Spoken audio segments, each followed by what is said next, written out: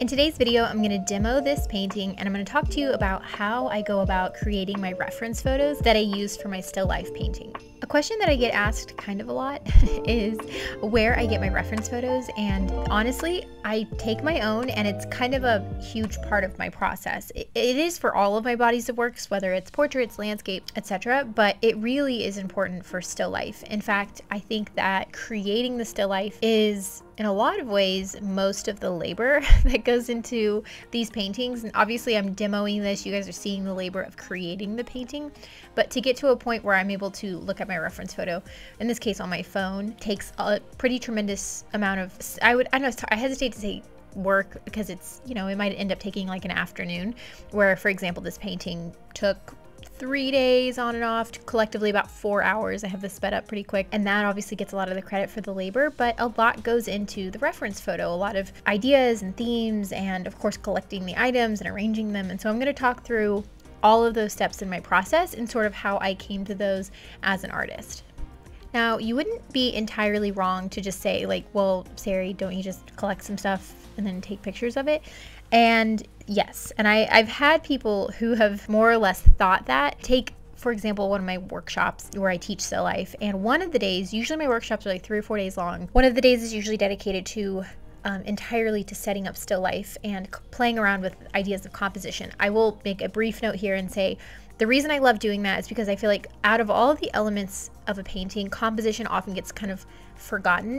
We push through, we set something up just so we can get to painting it, and I understand that, especially as newer, eager painters. But a trick that I've learned as a more mature painter is the more thought that can go into preparing your reference photo, whether you're setting it up yourself or you're cropping it or whatever goes into your selection process, really important. And I actually learned this from a pretty robust plein air practice. Whenever I was in college, I did a tremendous amount of plein air. I still do it from time to time, but that is my basis of knowledge. So when I transitioned over to painting still life or setting up my own still lifes, I already had a keen awareness that the setup was really, really important. And everyone's process is different. For me, my art making starts when I start thinking about and collecting items. Now, sometimes I'll find something at a thrift store or sometimes on eBay. I usually reserve eBay for like if I have something in mind and then I go find it, but stumbling upon usually happens when I'm at a thrift store. I'll see something and it kind of sparks the idea for a painting. In this case, I actually saw this lottery candle. I remember that I had a friend whose mom would play the lottery all the time. She had like set numbers, and I remember her having a candle. I don't know if it was this exact candle, but she had a lottery candle that she would light for good luck and try to win the lottery. And so that was sort of the idea, and I started collecting things that reminded me of luck. And I also have a lot of themes around class and gender, things like that. And I won't get into that in this video. I'll spare y'all from that rant. But anyways, and so what ended up happening is that this formal theme of oranges and greens started to sort of percolate. And this is, again, while I'm just collecting objects. I had a bunch of these green crystals that I had collected. There were a few other orange items, and voila, there's like an intersection between these conceptual ideas of luck and class and spirituality and all of this sort of, pseudo spirituality, I should say. And it intersects with a formal theme that I like, which is in this case, the color palette. A still life concept is born. So a lot of this is, while you're watering the lawn or where you're thrift shopping or, just like you're thinking, you're always an artist even when you're not making art, right? I'm a big proponent of that concept. So then I usually go and find a couple more items. I have 2 or 3, I think it's 3, big bins, big plastic airtight bins that I keep in my garage that have a bunch of my still life stuff I've collected over the years. And I usually have a few, again, marquee sort of items. In this case, it was an 8-ball, some crystals, this candle, certainly these limon flavored flaming hot chips. And then I gather them together in my living room, if I have a free afternoon, or in this case, I think I did the morning because I really wanted that morning light. And I have to decide, where do I want to take the picture? So sometimes another thing I see people make when they're getting reference photos is that they're not super conscious of the lighting, which I think is a huge mistake. Even if you can paint in a bunch of different lighting types, so overcast, light, direct light, whatever, I still think it's worth considering. The worst thing you can do is sort of just throw some stuff on a desk and take a picture. You have to think about background and you have to think about lighting. I love direct light. I've always thought of it as shorthand for optimism And my painting style is very like vector-like in these paintings, very intentionally. I want it to look hyper polished. Again, there's conceptual reasons for that. So I have a big white foam board that I take to my front yard. Neighbors love it, I'm sure. And I set all these things up, and I usually start, the next point I should point out to y'all is I start with a huge collection of everything that even feels remotely relevant. And then I take away things slowly. And as I take things away, the key word that I'm thinking of is balance. Is everything balanced? Is the bottom heavy? Is the top heavy? Are the colors spaced out? Does it look interesting, cohesive? Those are sort of the questions. And I will say that's one of those things where, yes, read books on composition, watch my YouTube videos on composition. I have a chapter in my book dedicated to composition. There are things to know, certainly. But I also think that a lot of composition is, how does this feel in your gut? I think as artists, it's a good skill to develop, moving things around, pausing and looking at it, and then asking yourself, do I like this outcome? You know, you can get more art schooly than that, but I will tell you, I've taught this over and over.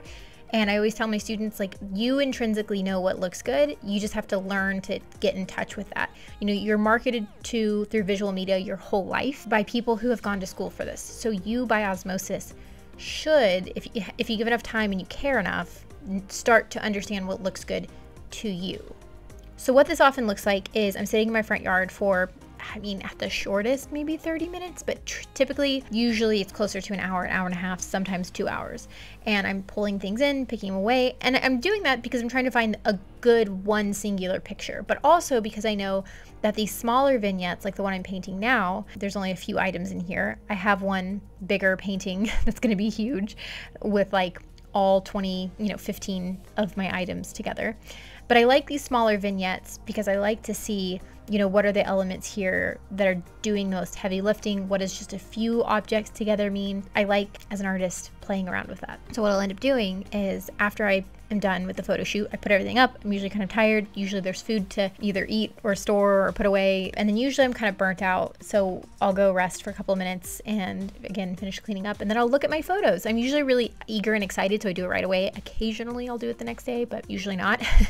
And I start to highlight when I'm looking at them as thumbnails. So again, not at their largest form, which ones speak to me as thumbnails. And that's another key of composition. If something looks good at a small scale without any of the detail or very minimal detail, usually it indicates that it's a good composition. So I'll start to highlight those, and I might end up with like 20 or 30 out of, again, a couple hundred photos that I've taken. And then what I'll do is I'll start to look at those. I'll put them in a folder, and I'll flip through those larger, and I'll see, usually things need to be tweaked a little, that it needs to be straightened up, warped ever so slightly. It's very minor things, but I allow the editing process to be part of it too. And again, this is going to be different for everyone. For me, it's really important that these have a hyper polished sort of feel to them. There's some painterly stuff, again, I do during the painting process, but it's this polished kind of look that I'm going for.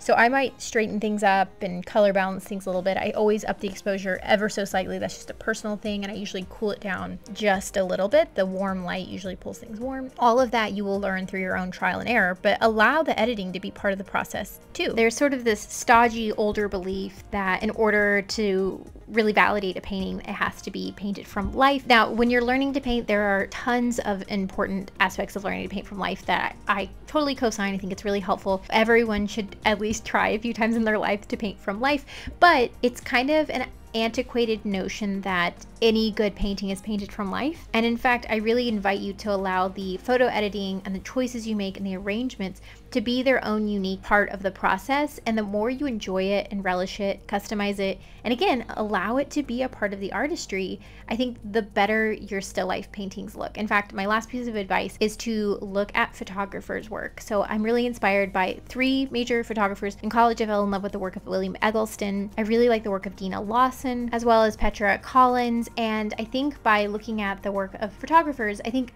it also not just helps you see what you can do with the medium of photography, but for me, I always walk away really inspired and eager to go set up a still life. In short, you only stand to benefit when you put time and energy into your process of creating your reference photos, no matter what your subject matter is.